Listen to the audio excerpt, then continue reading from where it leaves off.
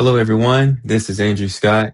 So, right now, we are in the midst of a big transitional period in our economy and society with the layoffs and with the disruption and the quickly evolving technology, which is artificial intelligence, Gen AI, things of that nature, whether that's ChatGPT or Claude with Anthropic.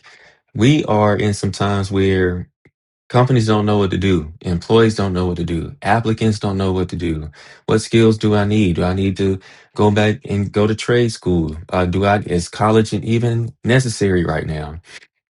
Is it even necessary to go and get a degree and get tens of thousands of dollars in debt for something that may not even matter within the next 3, 4, 5, maybe even the next 1 or 2 years? So right now we're going to go over the nine top skills needed for an AI future, not even in the future, but for right now. So thank you so much for tuning in. All right, so basically, Soft Skills for the AI Revolution by yours truly, Andrew Scott of Favor and the Famine. Thank you. Make sure that you like, subscribe, share this video, get a notepad, get a pen and paper, take notes, because this is going to be so enlightening, so informative, so transformative that it can be applicable for you in the job market to future proof your career, your business, your even for our children. These skills are not only necessary for us as adults, but for our children, for the future, how things are transitioning, how things are shifting in the economy. Because so many jobs are adopting, whether that's the Googles, Oracle, Amazon, you name it, like all of them are just competing against each other. Tesla with Elon Musk and SpaceX and things of that nature. They are adopting, investing, Facebook, Meta. They are investing so much money into artificial intelligence, into the AI technology, and it's actually changing how we need to pivot, changing how we need to be prepared to go in the workforce, change how we prepare and how we can upskill, because that's a big gap. That's a big thing that's missing is not enough people are upskilling during this transition because of the layoffs, because companies are saving money. I mean, they're beating profits and they're making revenue going above revenue standards or goals, yet they're laying people off because they're seeing they're able to automate repetitive, mundane tasks, but that leaves more time, more efficiency for the soft skills for employees, for business owners, for business leaders, for students to be able to hone in on the soft skills, for creativity, to uplift the company, to advance the company, to enhance the company, to be proficient and efficient. So, like I said, the AI revolution is reshaping how we work. While technical skills are vital, soft skills are the true differentiators. So those are truly what separate people. So what are you saying? Like, and I'm gonna go over that momentarily. But hard skills, like, so Andrew, what are hard skills and what are soft skills? Hard skills are things like, okay, you're able to um, navigate a data table. You're able to export something from data from an Excel sheet. You're able to know how to use a scanner. Like you're able to use a scanner at Amazon or something. You're able to scan boxes, or you're able to lift certain boxes, the hard skills. You're able to send emails, which are good, but the soft skills are the very essential underlying, like, important critical skills and factors that are so prevalent that are going to be even magnified even more during this transition. So let's explore the most in-demand human skills in the age of AI. So first, adaptability and flexibility. So adaptability and flexibility. So Andrew, what is adaptability and flexibility? Adaptability, even when you think about this, transcends not only into the workforce, but even in the everyday life. I mean, I'm a big sports guy. I love basketball. I enjoy football. I'm into soccer now. And the main thing that I remember my coaches telling me and telling us and preparing us was you have to be adaptable. You have to be flexible because you have to pretty much you have to pivot during discomfort, during uncomfortable situations, during adverse situations, during trials and tribulations, because that's when you're able to be strong. That's when you're able to see what's really inside of you. And that's where creativity and innovation, and that's where the most potential can be maximized during those hard times and hard seasons. So just going back, translating back to the workforce, rapid tech changes require openness and agility. So, for example, quickly adopting new AI tools and workflow flows, because I know a lot of people can be a little trepidatious, can be a little resistant with AI because it can be so daunting. It can be so uncomfortable. It can be so, it can be so uncomfortable. But the thing about that is, you have to be able to adjust, and this is not just. I know. People are um, they're making a big deal out of it, or they're magnifying it, which is it is a pretty big deal.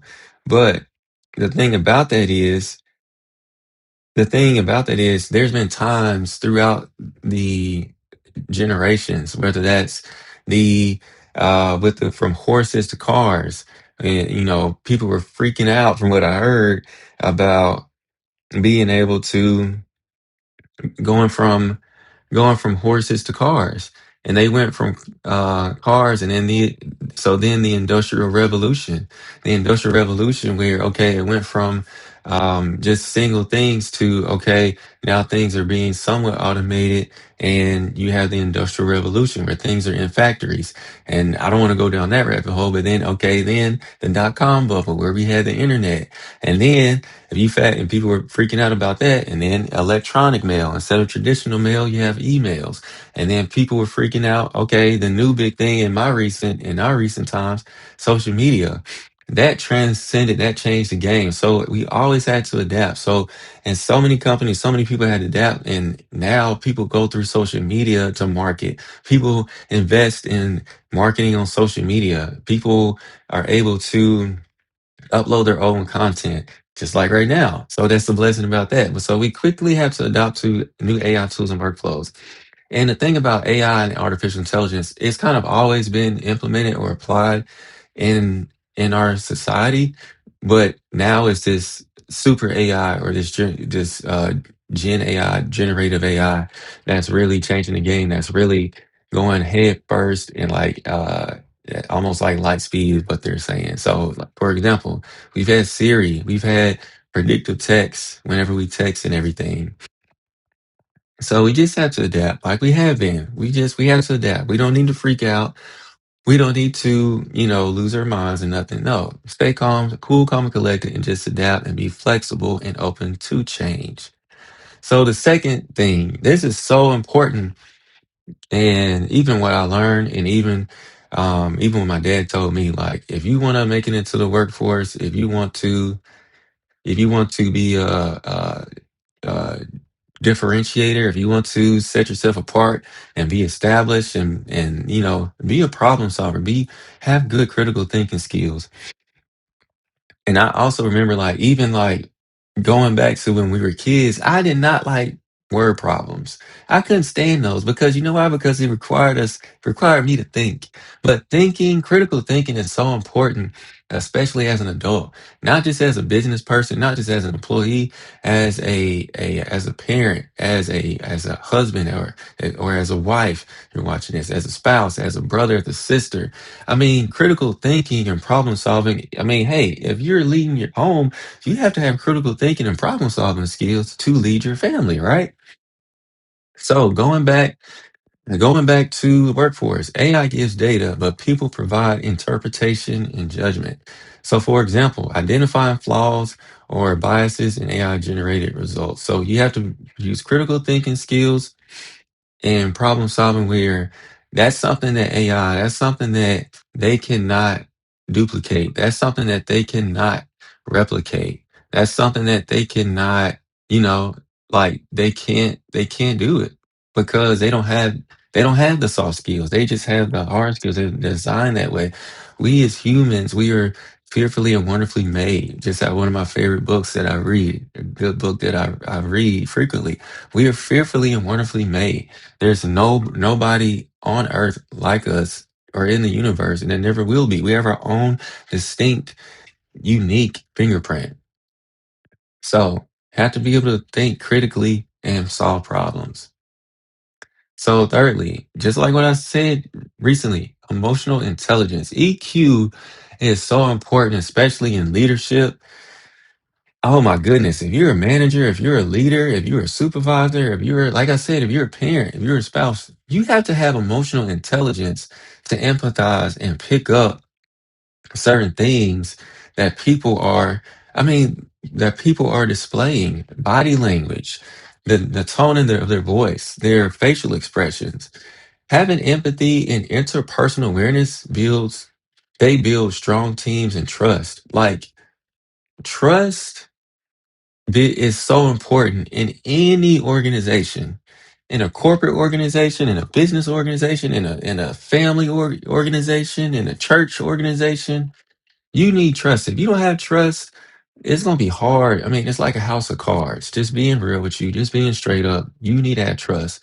Having empathy and interpersonal awareness builds strong teams and trust. So, for example, supporting colleagues through tough tech transitions, and not because, like I said, it can be uncomfortable. A lot of people resist change. A lot of people resist, they resist the having to adapt and having to transition, having to pivot because being out of that norm and being out of that routine, that can be a little daunting for people. That can be a little trepidation. That can be uncomfortable. So you have to support them through tech transitions, and not just tech transitions, but there's going to be problems. As long as you're working with people, which is a part of life, there are going to be problems. You have to have the ability to be comfortable being uncomfortable.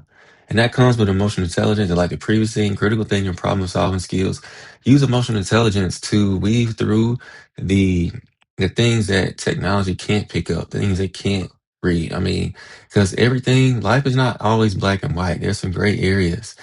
Like I said, and even with texting and typing in social media. That's one of the reasons why I'm not the biggest fans of social media, or that's one of the things I am not fond of, or the fondest of with social media and texting. And that's even one of the things I tell my oldest son, like, it's good to have that face-to-face interactions, a face-to-face connection. So, for example, we recently moved into our home. God bless us with our home a few years ago. New neighborhood, new community. And he went outside and he was like, and I was like, hey, I'm thinking about when I grew up, when we grew up, 90s baby, you go outside and as long as you don't go past, for me, it was past a certain stop sign, you don't go up the hill to the back of the neighborhood. But I can go anywhere in the neighborhood with my friends as long as I did the right thing. And I came back before the street lights came on. So like I told my son, I was like, hey, just go out there. Just go out there and, make some friends. Just go out in the neighborhood. And he was like, Dad, what do you mean? How do I go and make friends? I'm like, you just go out there and you introduce yourself. He said, hey, my name is, Elijah. My name is Elijah. How are you doing? And you find commonalities. You find common interests. If he likes soccer, if you see anybody playing soccer, hey, I like soccer too. Can I play too? So that's the thing about it. So having that emotional intelligence and those interpersonal skills. Which leads me to my next point, communication skills, why it matters. AI can't replace clear I just said that. AI cannot replace clear human communication. For example, explaining AI insights in plain language to non-technical audiences. I don't get, like, communication is one of the most underrated and somewhat undervalued skills out there, because I'm talking about marriage and with your children and your business, in the corporate world. Communication is so key. And I read a quote that said the most common mistake with communication is the assumption that it happened. that the communication transpired or that the communication took place when it actually didn't. It's the assumptions, it's the misinterpretations. It's everybody has different perspectives. If I have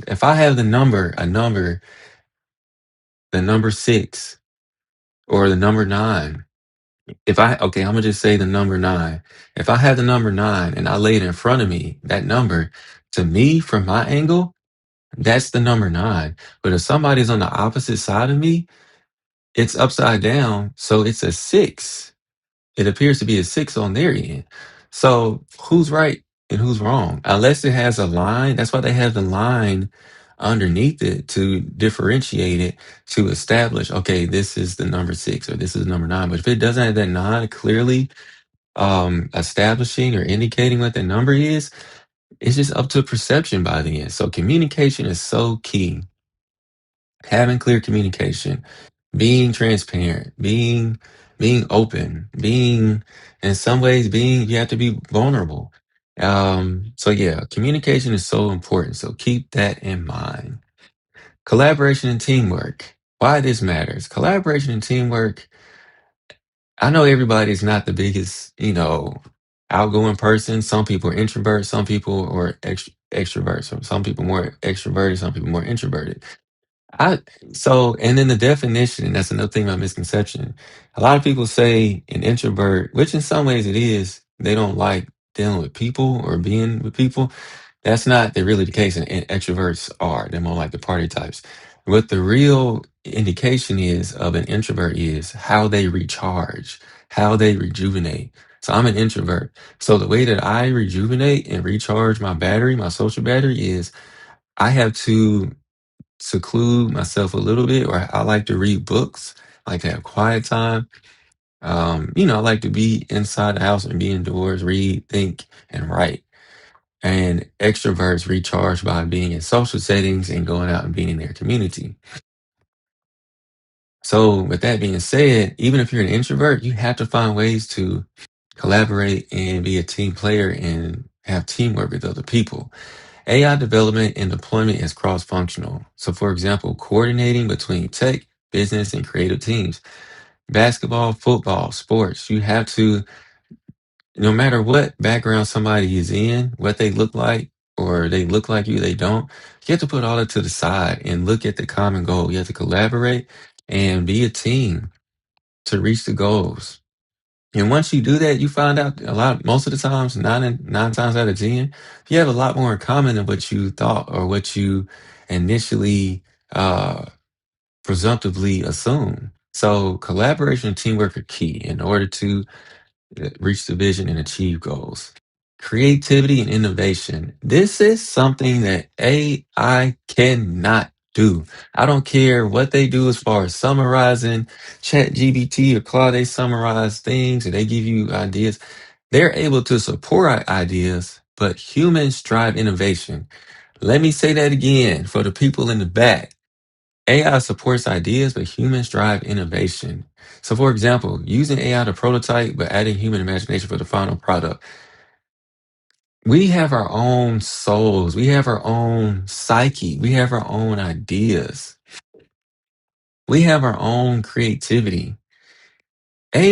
Gen AI, they cannot create certain things. They can pull research, they can pull ideas, they can pull data, they can pull facts and information and statistics, bring them together to try to pull it together to try to prompt something. If you prompt it, they give you an answer, they summarize it, but they cannot create from scratch. They cannot be innovative. That's where humans come in and they cannot replace us. So remember, creativity and innovation, the best-selling books, yeah, okay, if you give it a framework, if you give it a blueprint, if you give it a template, it can help you sort those things out, but you have to feed it your creativity. You have to feed your innovation to it so it can help you.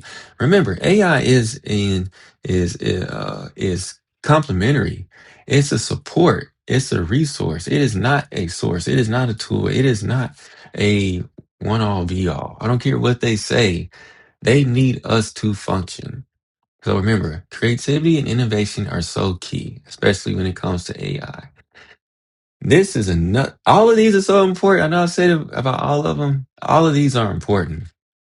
Ethical judgment and integrity. Why it matters. AI systems must be guided by strong ethics. So I'm gonna give you a story. I'm gonna give you a time where, excuse me, I was going through some. I was looking at some t-shirts. I was looking at creating some t-shirts, some designs for t-shirts, right? And I was saying, okay, I was telling Chat GBT, I don't care. I'm gonna say which one it was.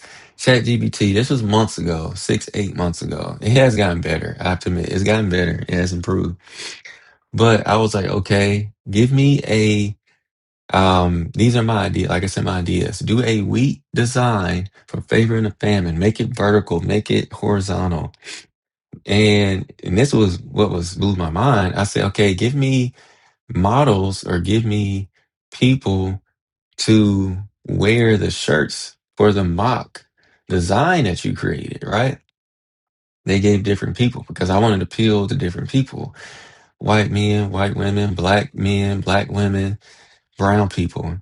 And I was like, okay, they made it for, even without saying it first, they made it for white people, which is okay, Caucasian people. I said, okay, but I want to speak to my community as well. I want it to be diverse and inclusive.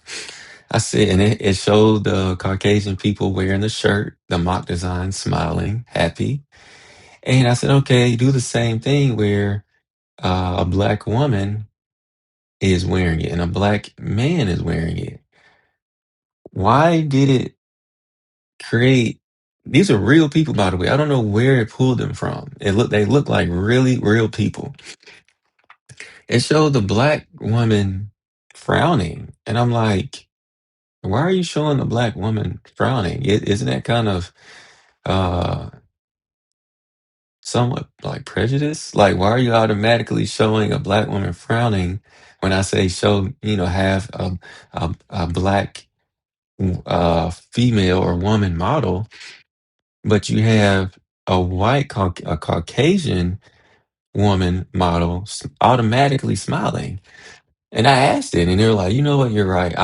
It apologized, acting like it was a real person. But I'm saying that's where ethical judgment and integrity comes in. You have to point those things out. AI systems must be guided by strong ethics because I'm like, why do you automatically assume that black women are angry and mad? That's not true. My wife is a beautiful black woman and she's happy a lot of times. We're all humans. We have different range of emotions. Just like white women can be angry and they can be mad. This is true. So, example, challenging biased algorithms or unethical data use. So, ethical judgment and integrity are important. Leadership and change management. Why it matters. Leading people through disruption requires vision and empathy. So all of these skills, they are interconnected. They complement each other. It's like a body. They like the head, the arms, and the legs, the brain, and all that, the feet, they all complement each other to make one sound, efficient body.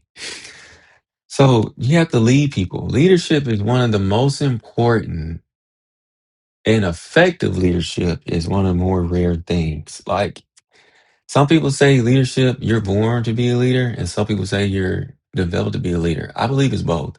Some people are naturally good at leading, but you also have to go through certain skills, certain things, whether that's class or webinars, and mainly just life experience to learn how to lead through different circumstances. Books, I love books. There's so many great leadership books. John Maxwell, Bishop Dale Bronner, Bishop T.D. Jakes, Devon Franklin, uh, Bishop Miles Monroe. So many different ones. So rich, so much wisdom and knowledge. But even if you take that, you have to apply that and react to that in real time. And that takes time and experience. So leading people through disruption requires vision and empathy. Remember empathy. So for example, implementing AI initiatives while managing resistance. Because like I said, anytime there's change, anytime when there's a time when people have to change out of their routine, out of the norm, and it's something new, most of the time they're going to be resistant because it's uncomfortable. People don't like being uncomfortable naturally. We don't, human nature, we don't naturally like being uncomfortable. So we just have to keep that in mind and lead through that. Lifelong learning mindset. This is the next one. Why it matters. Skills and tools evolve constantly. So should we. So, for example, regularly upskilling, like I said in the beginning of this, through courses, webinars, and experimentation. These are so critical and so key because I mean you have to have a lifelong learning mindset because things change frequently. I mean, you have to be able to adapt and be flexible. Things change in life. I mean, one day the market is like this, and the next week it's down like this.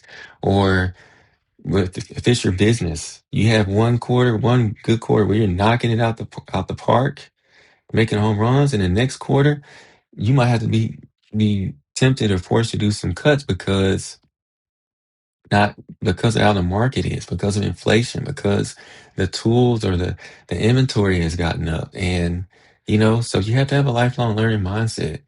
And it's specifically with AI, you have to have a lifelong learning mindset to adapt and to adopt those certain skills as far as AI prompting, how to use it to summarize your emails, how to use it to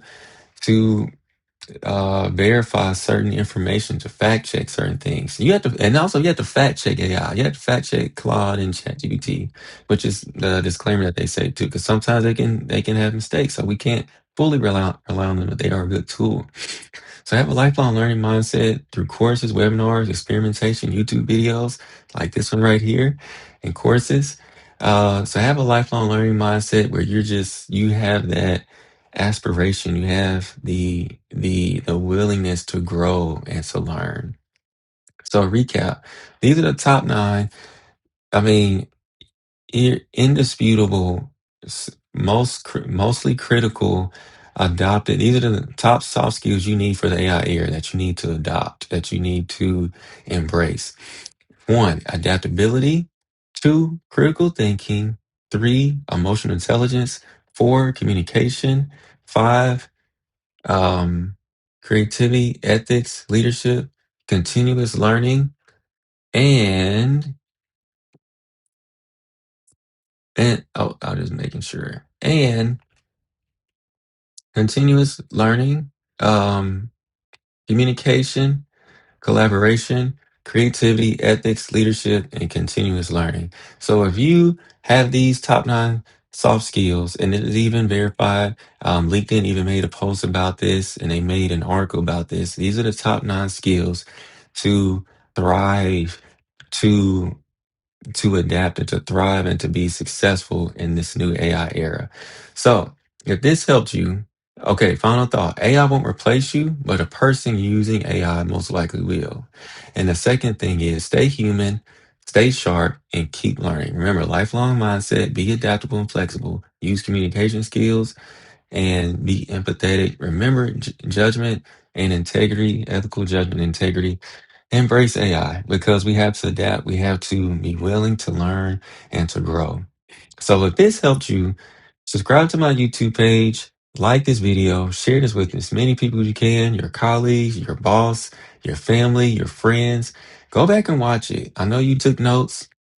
Go back and even think about certain examples where you can apply in your life.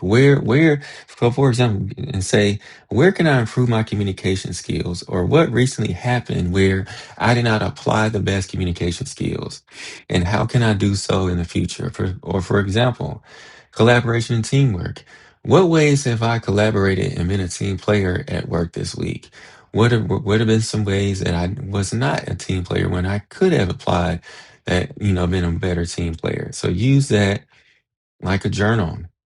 Go back and rewind and go through it, make notes and audit your life, audit your career, audit your performance, and stay human, stay sharp, and keep learning.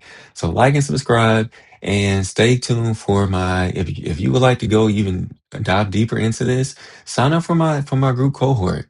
that's coming up for my boot camp. Sign up for my one-on-one coaching, my group coaching that's coming up in the next few weeks. So stay tuned. Sign up to my newsletter and email list. andrewscott.businesses@gmail.com. That's my email. And go to my website, andrewscott.com. And remember, use AI, be adaptable, and you will be okay. We're all in this together. So y'all be blessed, favorite fam. I'll catch y'all next time.